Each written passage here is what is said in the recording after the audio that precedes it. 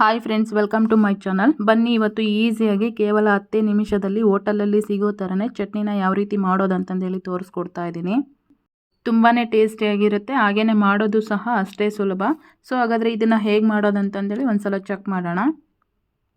ಮೊದಲನೇದಾಗಿ ನಾನಿಲ್ಲಿ ಈ ಚಟ್ನಿ ಮಾಡೋದಕ್ಕೆ ಒಲೆ ಮೇಲೆ ಒಂದು ಕಡಾಯನ್ನು ಬಿಸಿ ಆಗೋದಕ್ಕೆ ಇಟ್ಟಿದ್ದೀನಿ. ಅದು ಸ್ವಲ್ಪ ಬಿಸಿ ಆದಮೇಲೆ ಒಂದು 100 ಗ್ರಾಮ್ನಷ್ಟು ಶೇಂಗಾನ ಈ ರೀತಿ ಹಾಕ್ಕೊಂಬಿಟ್ಟು ಇದರಲ್ಲಿ ಫ್ರೈ ಮಾಡ್ತಾ ಇದ್ದೀನಿ. ಮೀಡಿಯಮ್ ಫ್ಲೇಮಲ್ಲಿ ಇಟ್ಕೊಂಡ್ಬಿಟ್ಟು ಒಂದು 3ರಿಂದ 4 ನಿಮಿಷ ಇದನ್ನು ಫ್ರೈ ಮಾಡಿಕೊಂಡ್ರೆ ಸಾಕು. ಎಲ್ಲ ನೀಟಾಗಿ ಫ್ರೈ ಆಗಿರುತ್ತೆ. ನೋಡಿ, ಈ ಅಳತೆಗೆ ಇದನ್ನು ಫ್ರೈ ಮಾಡಿಕೊಂಡ್ರೆ ಸಾಕಾಗುತ್ತೆ. ಈಗ ಇದನ್ನು ಒಂದು ಪ್ಲೇಟಿಗೆ ತೆಗೆದುಬಿಟ್ಟು ಒಂದು 7 ಹಸಿಮೆಣಸಿಕಾಯಿನ ಸಮೇತ ಇದರಲ್ಲೇ ಹಾಕಿಬಿಟ್ಟು ನಾನು ಫ್ರೈ ಮಾಡ್ತಾ ಇದ್ದೀನಿ.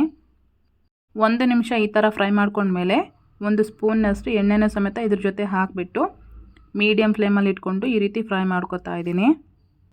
ಈಗ ಇದ್ರ ಜೊತೆಗೆ ಸ್ವಲ್ಪ ಫ್ರೆಶ್ ಕರಿಬೇವು ಇತ್ತಲ್ವ, ಅದನ್ನು ಸಮೇತ ನಾನು ಇದ್ರ ಜೊತೆ ಹಾಕಿಬಿಟ್ಟು ಫ್ರೈ ಮಾಡ್ಕೊತಾ ಇದ್ದೀನಿ. ಆದಷ್ಟು ನಾವು ಈ ಚಟ್ನಿ ಮಾಡೋದಕ್ಕೆ ಫ್ರೆಶ್ ಕರಿಬೇವು ಹಾಕ್ಕೊಂಡ್ರೆ ಚೆನ್ನಾಗಾಗುತ್ತೆ. ನೋಡಿ, ಇಲ್ಲಿವರೆಗೂ ಫ್ರೈ ಆಗಿದೆ. ಈಗ ಇದನ್ನು ಸಮೇತ ಒಂದು ಪ್ಲೇಟಿಗೆ ತೆಗಿತಾ ಇದ್ದೀನಿ ನಾನು. ಇದು ಕಂಪ್ಲೀಟಾಗಿ ತಣ್ಣಗಾದಮೇಲೆ ಒಂದು ಮಿಕ್ಸಿ ಜಾರಿಗೆ ಸ್ವಲ್ಪ ತೆಂಗಿನಕಾಯಿ, ಹಾಗೆಯೇ ಇದ್ರ ಜೊತೆಗೇ ಶೇಂಗಾನ ಹುರ್ಕೊಂಡು ಇಟ್ಕೊಂಡಿದ್ನಲ್ವ, ಅದನ್ನು ಸಿಪ್ಪೆ ತೆಗೆದುಬಿಟ್ಟು ಹಾಕ್ತಾಯಿದ್ದೀನಿ. 1-2 ಸ್ಪೂನ್ನಷ್ಟು ಉರಿಗಡಲೆ, ಸ್ವಲ್ಪ ಬೆಳ್ಳುಳ್ಳಿ, ಒಂದು ಚಿಟಿಕೆಯಷ್ಟು ಹುಣಸೆಹಣ್ಣನ್ನು ಸಮೇತ ನಾನು ಹಾಕ್ತಾಯಿದ್ದೀನಿ. ಹಾಗೆಯೇ ಫ್ರೈ ಮಾಡಿ ಇಟ್ಕೊಂಡಿರ್ತಕ್ಕಂಥ ಹಸಿಮೆಣಸಿನ್ಕಾಯಿ, ಕರಿಬೇವು, ರುಚಿಗೆ ತಕ್ಕಷ್ಟು ಉಪ್ಪನ್ನು ಸಮೇತ ನಾನು ಸೇರಿಸ್ಕೊಂಡಿದ್ದೀನಿ.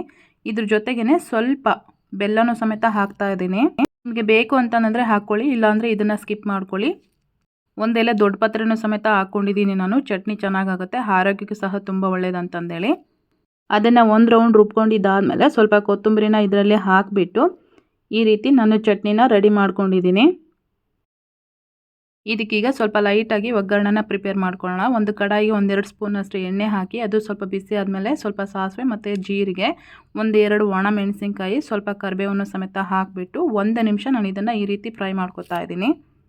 ಈ ರೀತಿ ಫ್ರೈ ಆದಮೇಲೆ ನಾನು ರೆಡಿ ಮಾಡಿ ಇಟ್ಕೊಂಡಿರ್ತಕ್ಕಂಥ ಚಟ್ನಿ ಜೊತೆ ನಾನು ಈ ಒಗ್ಗರಣೆನ ಸೇರಿಸ್ಕೊತಾ ಇದ್ದೀನಿ. ನೋಡಿ, ಇದನ್ನು ಮಾಡೋದಕ್ಕೆ ತುಂಬ ಟೈಮ್ ಹಿಡಿಯೋದಿಲ್ಲ. ಕೇವಲ ಒಂದು 8ರಿಂದ 10 ನಿಮಿಷದಲ್ಲೇ ನಾವು ಇದನ್ನು ಪ್ರಿಪೇರ್ ಮಾಡ್ಕೋಬೋದು. ಚಟ್ನಿನ ನಾವು ದೋಸೆ, ಇಡ್ಲಿ, ಚಪಾತಿ, ಅನ್ನ ಯಾವುದ್ರ ಜೊತೆ ಬೇಕಾದರೂ ತಿನ್ಬೋದು. ತುಂಬಾ ರುಚಿಯಾಗಿರುತ್ತೆ.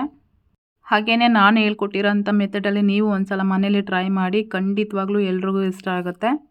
ಈ ಚಟ್ನಿ ಜೊತೆಗೆ ನಾನು ರಾಗಿ ದೋಸೆನ ರೆಡಿ ಮಾಡ್ಕೊಂಡಿದ್ದೀನಿ. ಸೊ ನೋಡ್ತಾ ಇದ್ದೀರಲ್ವಾ, ನೀವು ಮನೇಲಿ ಒಂದ್ಸಲ ಟ್ರೈ ಮಾಡಿ.